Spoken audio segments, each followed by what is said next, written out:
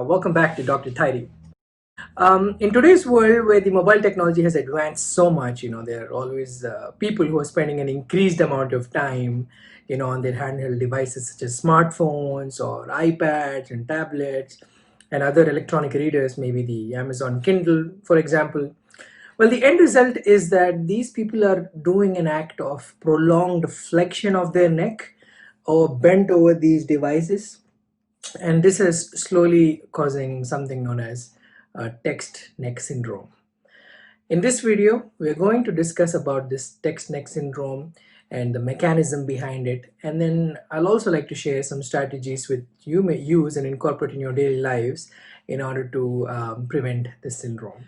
Well, to put things into perspective, how does this actually happen? When the forward movement of the head over the shoulder occurs, and there is gravitational pull of the head, and you keep staring at your electronic device.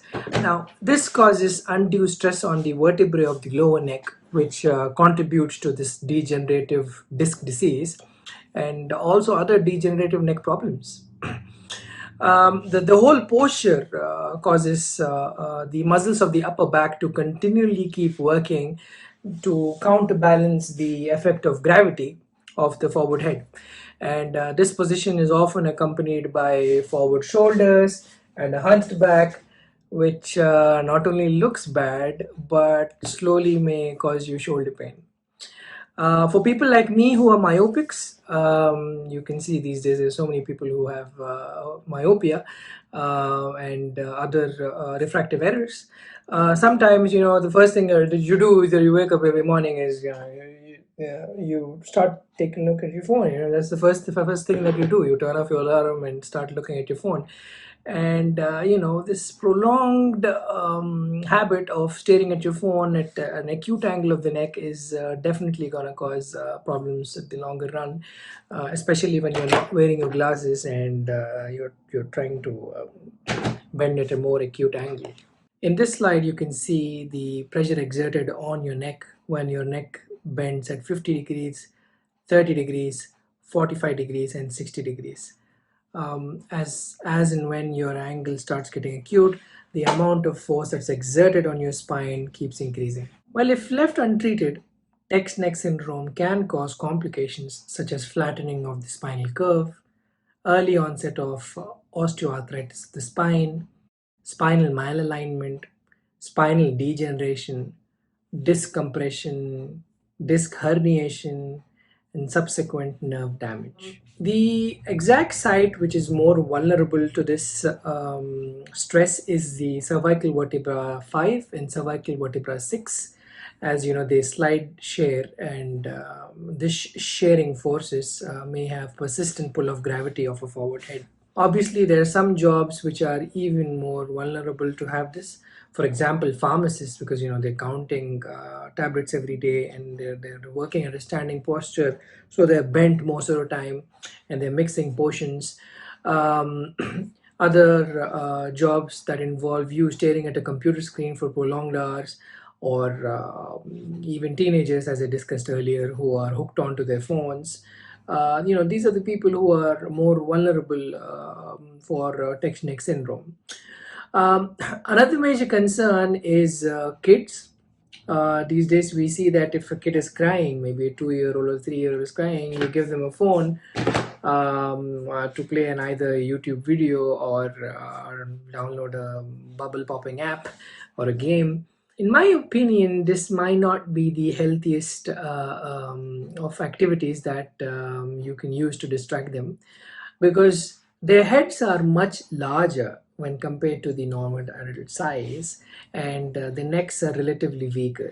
So as a result, when they flex forwards, they have more amount of weight and forces being exerted at C5, C6. So once they grow up and start working, and these are the people who have an increased tendency to develop neck syndrome. Let's talk a little bit about prevention strategies. But the first thing is, I would recommend trying to do a simple warm up of your neck every time you wake up, or at least after you return from work.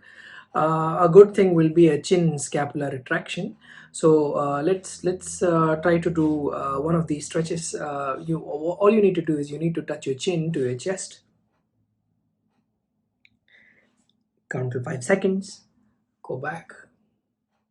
Count to 5 seconds. Go towards your right. 5 seconds, and go towards your left for 5 seconds, and then turn around. Turn around. So these are simple stretches that you can do for up to 1 to 3 minutes every morning, and make sure that your neck is all warmed up for the activities that it might face throughout the day. Other prevention strategies are chin and scapular retraction. Giving it a little bit of rest whenever you feel sore. Ice pack application when it's extremely sore. For example, you have an acute episode of text neck syndrome where you have sudden neck pain and a little bit of muscle spasm. You apply a little bit of ice. But then if you are a patient who has been having these episodes continuously, then you are more of a patient in which this condition has become chronic, and you would be better off with hot fomentation. For example, you heat up a towel and then apply it on your neck. You will feel much more better. Ideally, the best thing to do would be to avoid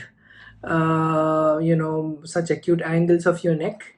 But in case your job is a pharmacist or something in which such a posture cannot be avoided, then it's recommended that you try to do these activities by altering your posture and modifying your lifestyle a little bit. I hope you've developed a good understanding of what text neck syndrome is. And before we end the video, I'd like to remind you to make sure that you stretch your neck every day in the morning before you commence your daily routine of activities. And if you are going to be working at a desk staring at a computer for prolonged hours, make sure you take hourly breaks. I'll see you guys in the next one.